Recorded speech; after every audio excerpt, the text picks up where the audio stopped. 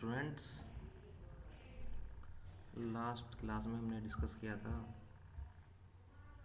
SDLC models को और SDLC software development life cycle के मॉडल को हमने डिस्कस किया था। फर्स्ट 2 मॉडल हमने डिस्कस किए थे स्टूडेंट्स। पहला मॉडल था हमारा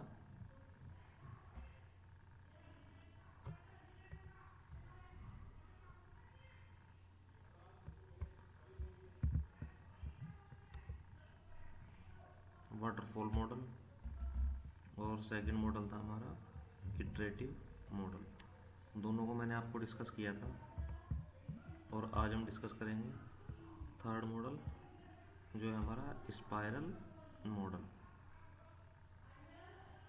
ओके, एक बार मैं दोबारा रिपीट कर देता हूँ आपको। जो वाटरफॉल मॉडल में हमने बताया था कि वाटरफॉल मॉडल हमारा एक सिक्वेंशियल मॉडल है जिसमें हम एक स्टेज के बाद दूसरी स्टेज को कवर करते हैं और ये मानते हुए कि जो हमने पहली स्टेज में जो वर्क किया है, जो उसकी ऑपरेशंस किए हैं, वो हमारे बिल्कुल करेक्ट हैं और उसी के आधार पर हम सेकंड स्टेज की ओर मूव करते हैं और फिर जब हमारी सेकंड स्टेज कंप्लीट होती है तो थर्ड स्टेज की ओर मूव करते हैं। तो ये हमने पढ़ा था अपना वाटरफॉल मॉडल में। उसके बाद स्टूडेंट्स हमने पढ़ा था इटरेटिव मॉडल। इटरेटिव से नाम से ही आपको क्लियर हो रहा है कि इटरेशन में होता है इसमें, और हमारी जो साइकिल की फॉर्म में करते हैं, पहले एक बार सारे स्टेप्स को कवर करेंगे,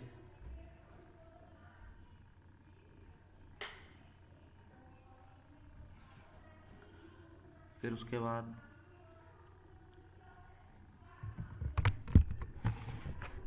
सेकंड स्टेप और सेकंड उसमें दोबारा फिर हम जितने भी हमारे स्टेप्स होते हैं एक साइकिल में सारे कवर करेंगे।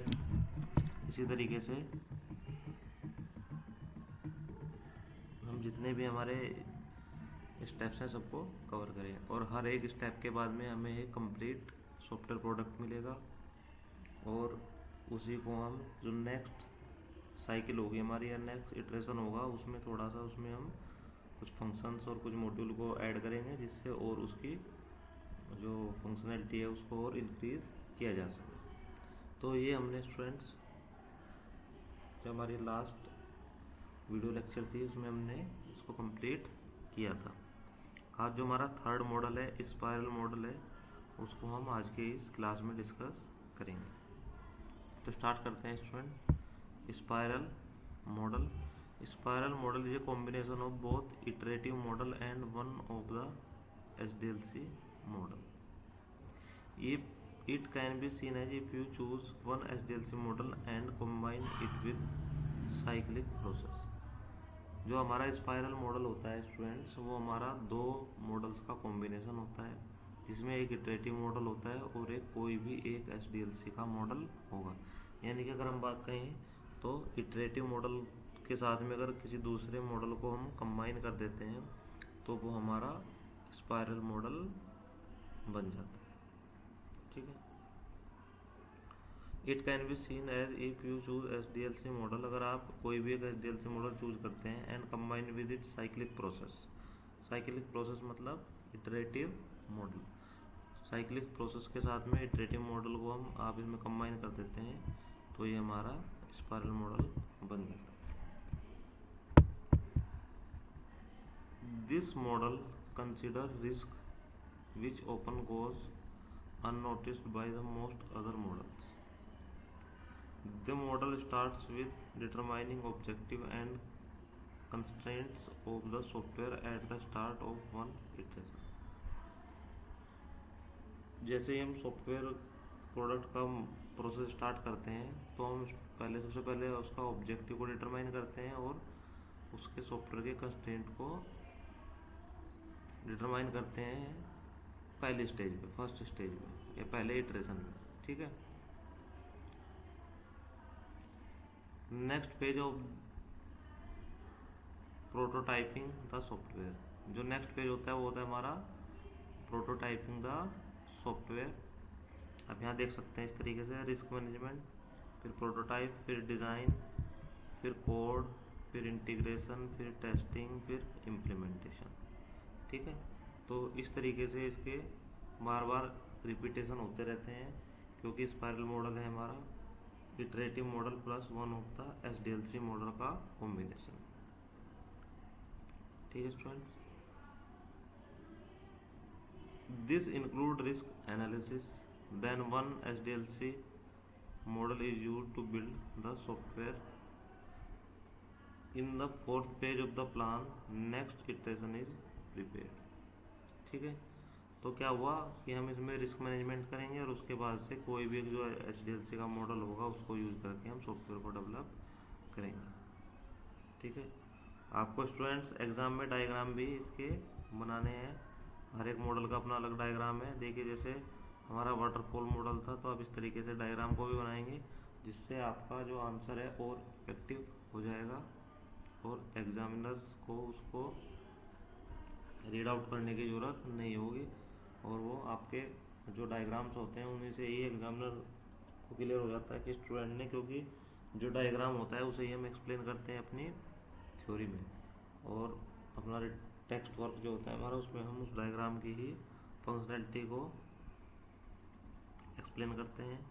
तो आप लोग देख रहे हैं कि वाटरफॉल मॉडल आता है तो आपको ये वाला डायग्राम बनाना है, नोट्स भी आपको शेयर कर दिए जाएंगे। इटरेटिव मॉडल आता है तो आपको ये डायग्राम बनाना है, और स्पाइरल मॉडल आता है तो आपको ये वाला डायग्राम बनाना है। ठीक है स्टूडेंट्स, और स्पाइरल मॉडल क्या है हमारा कॉम्बिनेशन मॉडल भी हम इसको बोल सकते हैं, किसी भी एक SDLC model plus iterative model. Iterative model तो रहेगा ही, उसके साथ में आप कोई भी एक अदर मॉडल ले सकते हैं। ओके, तो अब चलते हैं अपने नेक्स्ट मॉडल पे, जो है हमारा V मॉडल। ठीक है, the major drawback of waterfall model is we move to the next stage only when the previous one is finished. जो हमारा वाटरफॉल मॉडल का जो ड्रॉबैक था कि हम नेक्स्ट स्टेज पर तभी मूव कर सकते हैं जब हम उसकी फर्स्ट स्टेज या फर्स्ट स्टेप को कंप्लीट कर चुके हैं, and there was no chance to go back. और उसके बाद उसमें कोई चांस नहीं था कि हम एक बार अगर नेक्स्ट स्टेप पे आ गए, हम गो बैक करना या रोल बैक करने की हमारी कोई भी चांस उसमें नहीं था, कोई भी पॉसिबिलिटी नहीं थी, क्योंकि वो हमारा एक सिक्वेंशियल मॉडल था, हम उसमें स्टेप बाय स्टेप आगे बढ़ते हैं। If something is found wrong in later stage, अगर हमारा अगली स्टेज पर कोई हमें लग रहा है कि पीछे हम कुछ गलती हो गई है या फिर कुछ गलत हमें लग रहा है, तो उस मॉडल में हम पीछे नहीं जा सकते। V model provides mean of testing of software at each stage in reverse man. तो जो वो ड्रॉबैक था उसको हमारा वी मॉडल ने उसको इम्प्रूव किया है कि हम हर एक स्टेज पर टेस्टिंग करेंगे, और उसको अगर हमें प्रॉब्लम लग रही है तो उसको एक बार हम दोबारा रिवर्स मैनर में जाके उसको करेक्ट कर सकते हैं। इसका मतलब ये हुआ कि हर स्टेज पे टेस्टिंग होगी और किसी भी स्टेज में कोई भी मिस्टेक होने के कोई चांस नहीं होंगे। अगर कोई मिस्टेक हो रही है तो टेस्टिंग में उसको हम कवर करेंगे। तो यानी कि जब एक बार हमने हर एक स्टेज को टेस्ट कर लिया है तो नेक्स्ट स्टेज पर जाने में हमें कोई प्रॉब्लम नहीं होगी। देखिए स्टूडेंट, जितने भी मॉडल हैं सब फॉलो करेंगे हमारा SDLC को ही, सारे जो भी स्टेज होती है SDLC की उन स्टेज को फॉलो करना है। बस फॉलो करने का सबका जो वे है वो अलग है, कोई सीक्वेंशियल कर रहा है, कोई इटरेटिव कर रहा है, कोई बोथ कर रहा है, कोई उसको हर एक पेज पे टेस्टिंग अप्लाई कर रहा है। लेकिन हमें जो सॉफ्टवेयर को प्रोडक्ट को डेवलप करना है उसका सभी का तरीका एक ही होता है। ठीक है, तो अब जैसे देख रहे हैं कि requirement gathering, acceptance testing, system analysis testing, software design, integration testing, module design, unit testing. तो क्या हो रहा है कि जैसे जैसे हम कोई भी ऐसे रिक्वायरमेंट गैदरिंग कर रहे हैं तो उसमें हम एक्सेप्टेंस टेस्टिंग भी साथ साथ कर रहे हैं कि क्या ये सारी चीज़ें एक्सेप्ट हो रही हैं या नहीं हो रही हैं। तो हमें जो हमारा वी मॉडल है, जो हमारे वाटरफॉल मॉडल का जो ड्रॉबैक था, उसको ये इम्प्रूव कर रहा है। और इसका जो इम्प्रूव करने का जो मेथड है वो ये है कि ये एक हर एक स्टेज की टेस्टिंग अलग से कर रहा है, जिससे क्या हमारा बेनिफिट हो रहा है कि हमारी जो एरर आने की जो संभावना है वो बिल्कुल ख़त्म हो रही है, जिससे हमारी कोई भी एरर आने की जो पॉसिबिलिटीज़ थी वो बिल्कुल ख़त्म हो रही है इससे। At every stage test plan and test cases are created.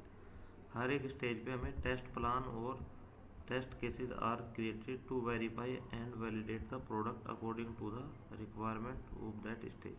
Means हर एक स्टेज के लिए हमें टेस्ट प्लान कर दिया और टेस्ट केसेस कर रहे हैं, जिससे उसको वैलिडेट किया जा सके according to the requirement. For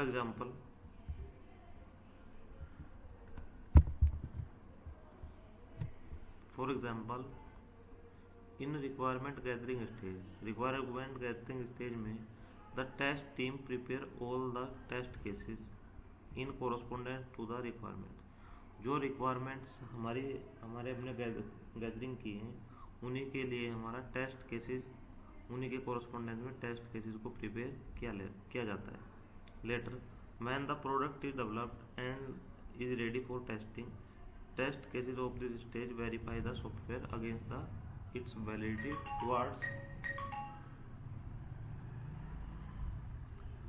towards requirements at this stage.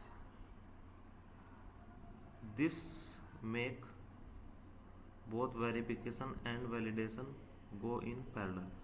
और इसमें क्या हो रहा है कि वेरिफिकेशन भी और वैलिडेशन भी पैरेलली चल रहा है, जिससे हमारी कोई भी मिस्टेक या एरर आने की संभावना बिल्कुल ख़त्म हो रही है। This model is also known as verification and validation model.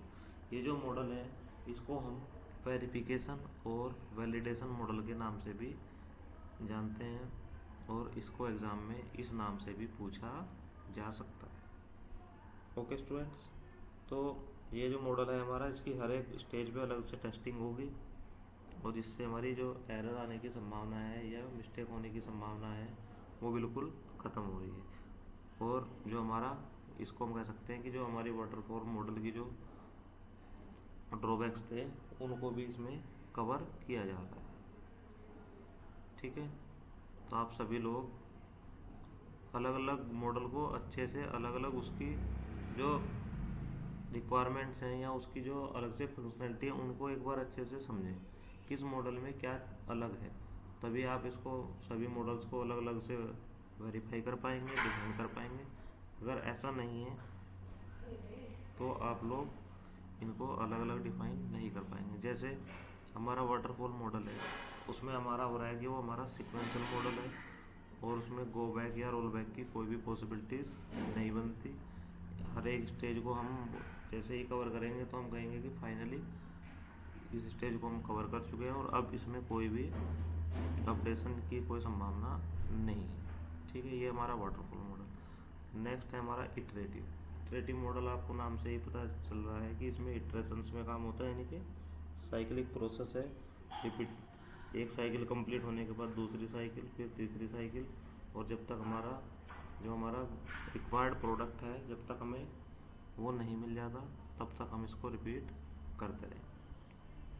Next model हमारा वी मॉडल हमने अभी पढ़ा है। वी मॉडल में हमने क्या बताया कि वो कॉम्बिनेशन मॉडल है। ठीक है, उसका वो है हमारा कॉम्बिनेशन मॉडल। इस तरीके से आप लोगों को हर एक मॉडल का जो बेस है उसको अलग से समझना होगा कि बेस हमारा क्या है मॉडल का।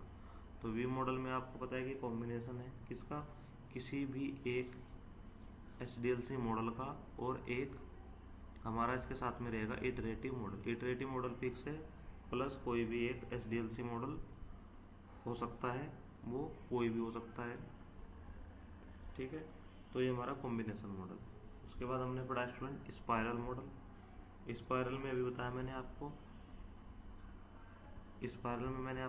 वी मॉडल में मैंने बताया है,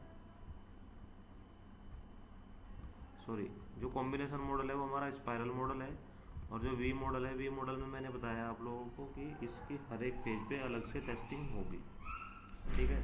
और ये हमारा वाटरफॉल मॉडल की जो लिमिटेशंस है उसको इम्प्रूव करता है। और वी मॉडल में क्या होगा कि वेरिफिकेशन और वैलिडेशन इसमें साथ साथ होगा, जिससे हमारा कोई भी एरर या कोई भी मिस्टेक होने की संभावना बिल्कुल ख़त्म हो जाती है, क्योंकि हम इसकी जो टेस्टिंग होती है वो साथ साथ करते हैं। जैसे जो हमारी रिक्वायरमेंट होगी हम उसको टेस्टिंग में चेक करेंगे। अगर हमारी रिक्वायरमेंट के अकॉर्डिंग हमारा सॉफ्टवेयर प्रोडक्ट वर्क कर रहा है तो वो फेज़ हमारा कंप्लीट है।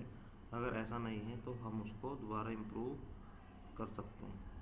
तो ये है हमारा वी मॉडल, जिसमें वैलिडेशन और वेरिफिकेशन एक साथ किया जाता है।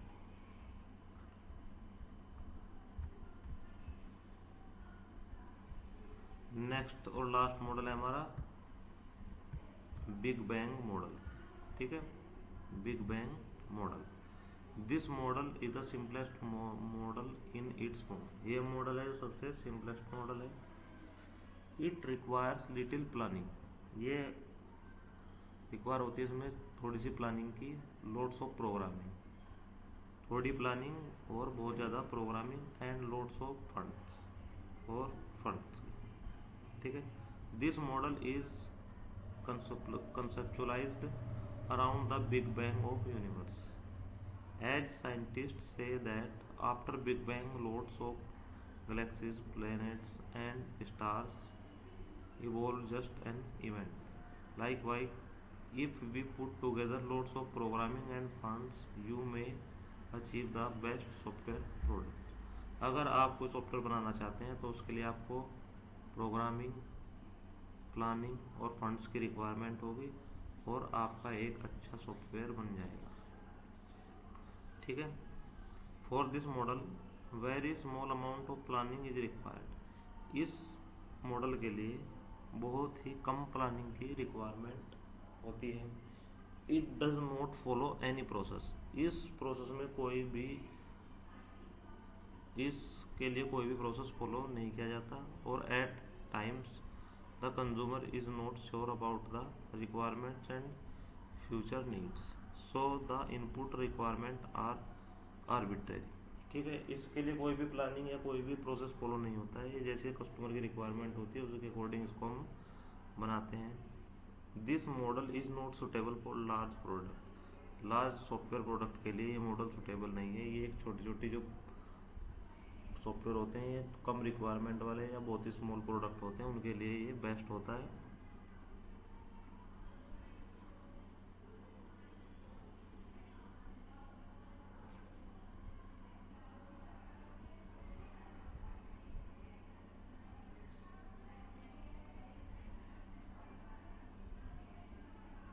ठीक है, but good one for learning and experiment, लेकिन सीखने के लिए और एक्सपेरिमेंट के लिए बहुत अच्छा मॉडल है। तो बिग बैंग मॉडल जो हमारा है वो हमने क्या कहा कि ये कोई भी प्रोसेस इसे फॉलो नहीं करता। ये डायरेक्टली जैसे रिक्वायरमेंट आती है उसी के लिए थोड़ी सी प्लानिंग करेंगे और प्रोग्रामिंग करने से इसको हम तैयार करते हैं। लेकिन ये सूटेबल होता है बहुत ही स्मॉल प्रोडक्ट के लिए, लार्ज प्रोडक्ट के लिए इसको यूज़ नहीं किया जाता, ठीक है। तो स्टूडेंट्स, जो हमारे 5 मॉडल्स थे हमने इनको एक एक करके मैंने सभी को डिस्कस कर दिया है आप लोगों को। होप आप सभी स्टूडेंट्स को ये समझ में आए होंगे। मैंने 2-3 बार रिपीट किया है सभी मॉडल्स को, जिससे आपको अच्छे से इनकी जो कंसेप्ट है वो समझ में आ जाए। और डायग्राम के साथ आपको एग्ज़ाम में इनको लिखना है। एग्ज़ाम के पॉइंट ऑफ व्यू से इम्पोर्टेंट टॉपिक है। जो हमारे SDLC के जो मॉडल्स हैं, एक ना एक मॉडल्स एग्ज़ाम में बिल्कुल आएगा, ठीक है। जैसा कि लास्ट एग्ज़ाम में हमने देखा है प्रीवियस पेपर्स में, तो आपको अच्छे से इन मॉडल्स को तैयार करना है और एग्ज़ाम के लिए इस टॉपिक को रेडी करना है स्टूडेंट्स। आप लोगों को नोट्स के लिए मैं PDF सेंड कर दूंगा और एक बार खुद से आप इनको रीड आउट करेंगे। Thank you students.